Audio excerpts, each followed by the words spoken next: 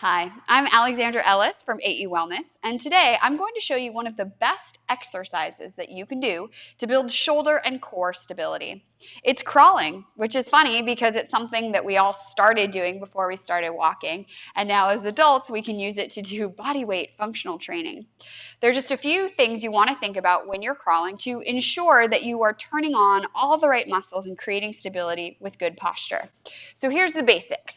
From hands and knees, you want to be sure that your shoulders are directly over your wrists. You also want to be sure that you're not collapsing into your upper body, but you're thinking of pressing the ground away from you so that your shoulders come into a slight protraction, which means that the scapula, the shoulder blades, are moving away from one another. You also want to keep the tops of your shoulders away from your ears so that your shoulders are in a more optimal position for stability using rotator cuff and the serratus anterior. Now here's the other thing. Watch what your spine is doing. So you want to try to get the front of your rib cage and the front of your pelvis to be in line with one another so that the natural curves of your spine are still present. So once you have all of that together, see if you can crawl. That's it. This is the most basic variation of it, and being able to crawl forward and back is good practice. Now another thing you want to think about is called cross patterning. So the opposite hand and knee go forward at the same time, or they go backward at the same time, which seems pretty simple, but if you've never tried it, it might be a little bit confusing at first, so just keep practicing it. So once you've mastered the basic crawling, we can increase the intensity to make it a little bit more challenging. And here's how. Same principles apply. Neutral spine, shoulders are protracted and depressed, which means you're pressing the ground away from you and pulling your shoulders down away from your ears. And then you just hover your knees up off the ground. So this increases the load that your shoulders and your core have to manage.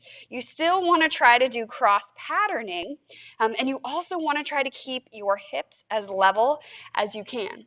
So one thing you might consider is putting an object on your lower back to be mindful of if you're moving or not. Sometimes it's hard to even propriocept if you're moving. So what you don't want to do is wobble around, but you want to contain the rotation so that your low back stays level. Now, if you've mastered the first two variations and you want even more of a challenge, I got you covered. So what you'll do is same basics, but now your elbows are slightly bent. And this will really challenge your lats, oh my gosh, your triceps, which means I can only do a few. But the principles are the same. See if you can cross pattern and walk forward and back with your knees hovered and your elbows slightly bent. We can call that purgatory crawling because it is quite awful. But it will be great, again, to rebuild the strength and intelligence of your shoulders on how to stay in an optimal position while you're moving. Planks are great, but our shoulders need to be stable even while we're moving, and crawling is a great way to train that.